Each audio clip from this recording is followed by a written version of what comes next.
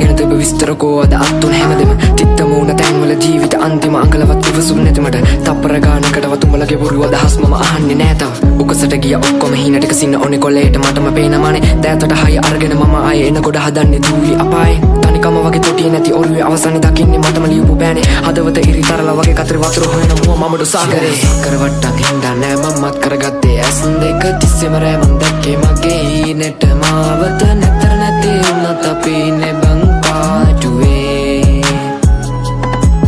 හිත අස්සර අරගෙන වත්තල් ළඟ අත් දෙක දන්නවා කෑවකට ඕන දෙයකට ගැලපුණේ මට ඉන්න ඕන හරි තැන කනට